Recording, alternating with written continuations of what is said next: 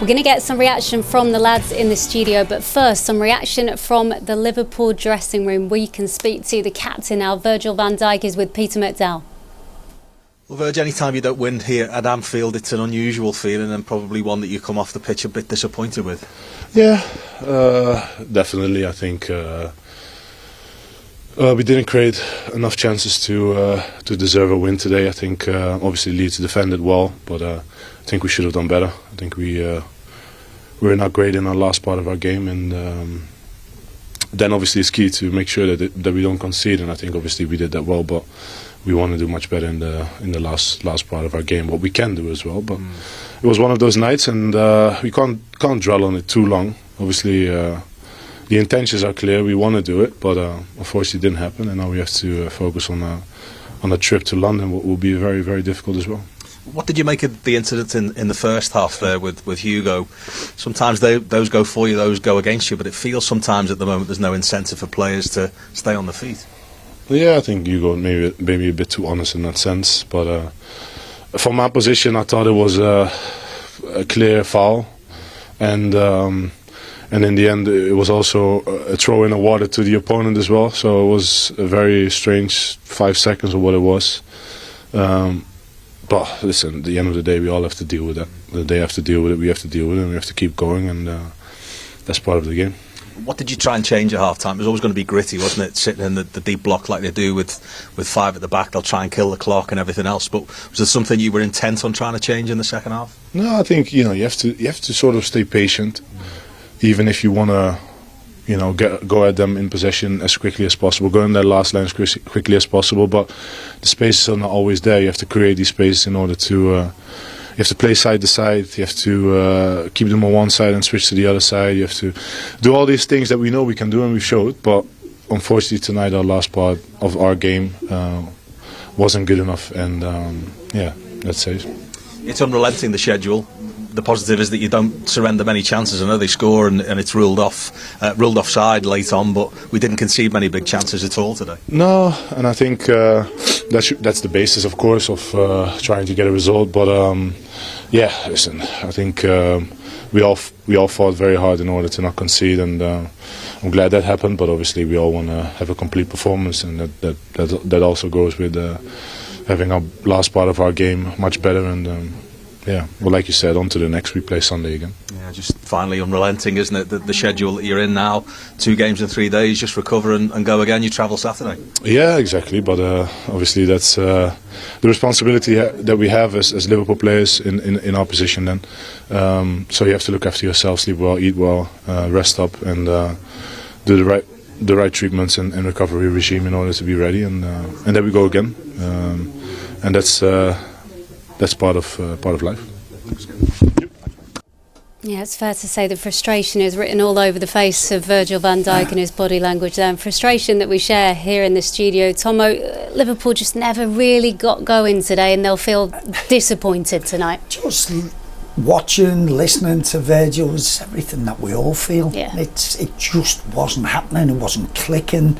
And I think one of the big things is just make sure you don't lose a soft goal, something like that. That makes it an uphill. Because the longer the game went, Leeds were getting stronger, getting more sort of bullish and come on, we can do this, we can do it. And Virgil's right, we didn't create enough, we didn't move them about enough. And as he said, we moved the ball side to side, but we're watching it, we're all wanting it quicker. But Leeds just defended very, very well. I was just pleased, as a defender, we didn't give much away today. I know Calvert-Lewin got one, that was offside. Besides that, there was nothing, barring Ali's mistake, which obviously had nothing to do with poor defending. I mean, that is, I suppose, if you want to take a positive, the basis of everything that you build on, Jace. But they didn't test Leeds at all, really, did they? A lion's share of possession, as you would come to expect, really, at Anfield, but just no real end product with it. Yeah, I was just listening to the interviews, and Peter mentioned it twice in his questioning to Virgil about the schedule, and I think it's a fair point. I don't want to make an excuse, but it's 7 games now that they've had in, I think, 31, 32 days. There's not been a great deal of change in the team because the manager's trying to find that consistency with the players, and the relationships are still being forged.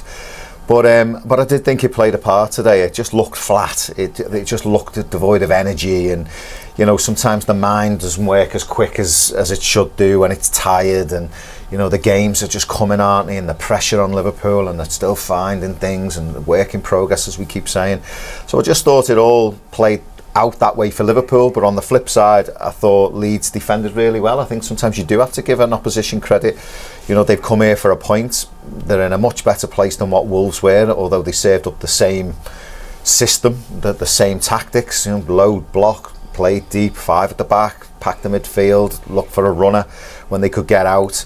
But they're in a better place than Wolves. Mentally they're in a better place. The dressing room's in a better place, and they grinded out a draw today. But you're right. From a Liverpool point of view, they didn't test them enough. But from a Leeds point of view, it was a job well done, I thought. I thought Wolves were better than Leeds offensively. They offered more. At least that they had. It's proven our Achilles heel.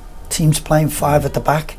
They're looking at it. It was no shock to me that when we went to Ellen Road, I think they played 5 at the back against Chelsea. It worked. They gave up loads of possession. It hit them on the break, throw-ins. And when they did it against us, you could see it. They were frustrating us a hell of a lot. But because they were at home, we did have more chances.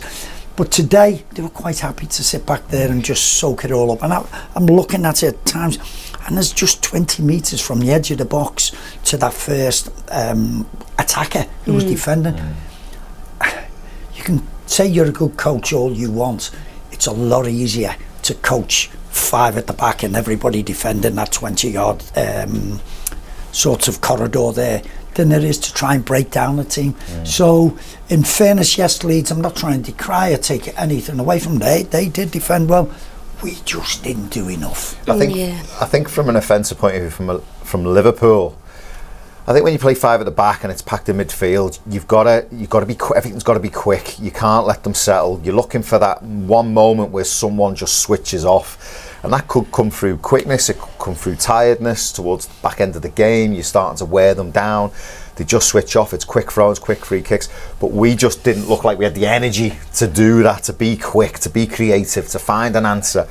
And I thought the turning point of the game was the Ekatike. I'm sure we'll talk about it at length, but I still feel it was a penalty. Yeah, we will talk about that. It felt like it just was not falling for us in the box. Every time there was a ball and it broke, it was dropping to them all the time. There was not one thing where it come and we've had a shot and they've had a good block.